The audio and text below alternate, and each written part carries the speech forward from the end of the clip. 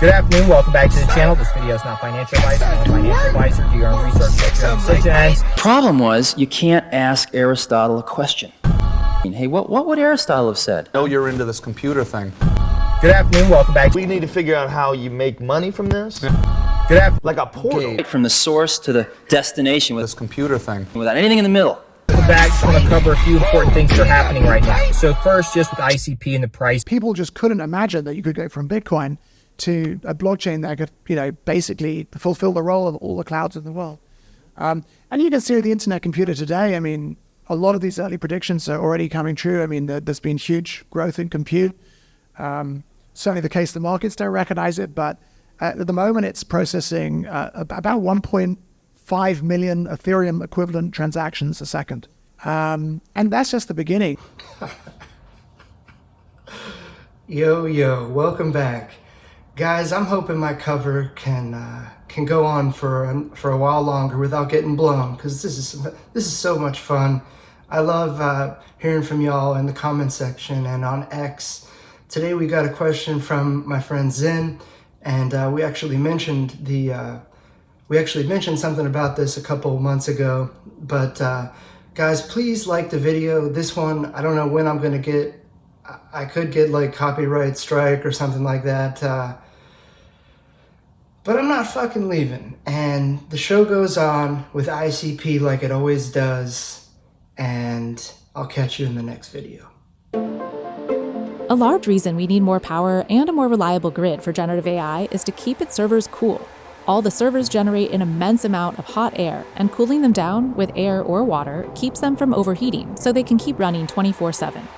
The problem is, AI is projected to withdraw more water annually by 2027 than 4 times all of Denmark.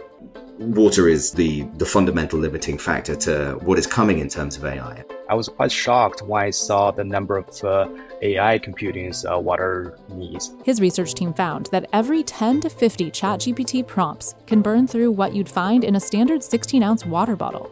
Training takes even more power and generates even more heat, as it learns by accessing all the data constantly being added to the entire internet.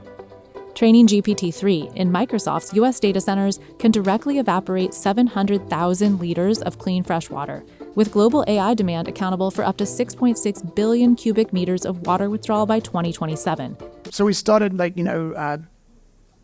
working to optimize the internet computer for AI, and AI runs much faster than it did when we did our first demo. And there are some important new changes coming to the network which should enable people to run large language models as smart contracts. But I think that the last demo, or the facial recognition demo, or the image classification demo, I can't remember, but some of these operations are doing like 20 billion WASM instructions. So in order to be able to run AI as a smart contract on a blockchain, you need to make sure your network is extremely fast, efficient, scalable, and so on. And that's something we've been, working on for many years. So, I mean, since the probably end of 2017, Internet Computer Project has been by far the biggest R&D project in crypto in terms of, the number of people working on it. And we employ a lot of PhD. So the point of that massive scalability as well as the always-on aspect, I'm thinking of, today's advanced technologies that you would never even thought were possible 10 years ago. You go into an airport and it just looks at your face and it lets you through, but that system can break down and all of a sudden there's a waiting line. So if that was running on ICP, then all of a sudden it would be in there, it would let you in, and maybe you don't even need to talk to an agent because the agent has got AI empowerment, and any questions they want to ask you, they basically just ask you in real time, and that's right. They check it against the database of your responses in the past. Yeah, so, I always like to look ahead and see what the problems are that we're going to be needing to solve, in the future. And look, I think in the future there are going to be AIs running on your phone, on the edge. There are going to be AIs running in the cloud, and there are going to be AIs running on the blockchain. And they're all going to have different advantages. Obviously, an AI on your phone is going to be very responsive. All the data stays in your phone, so you're not sharing your data with anybody. These massive models like Claude and GPT and Grok and so on, they're going to have their own advantages. They're going to be extremely powerful. And some models are going to run on the blockchain. So why would a model run on the blockchain? The answer is to gain the properties of smart contracts. So immunity from cyber attack. So one thing I think a lot of people are not thinking about is security. And increasingly, there was an article I shared on my Twitter just recently that, in Nature, about how many researchers, for example, scientific researchers are running their own AI models locally now. And the reason they're doing it is because they can't upload all this confidential, for example, in the medical field, they can't upload all this confidential data to GPT, say.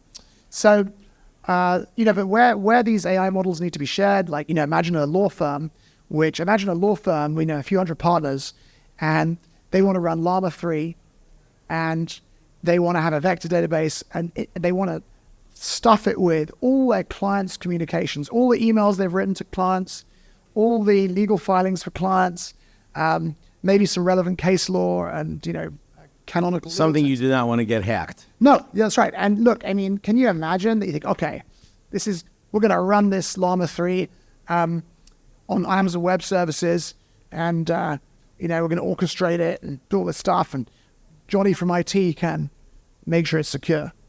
Good luck with that, right? Because Johnny from IT can't make it secure because it's not possible to fully secure traditional IT. And if the hacker gets in, guess what? You've just created a hot wallet for all of your clients' most sensitive data.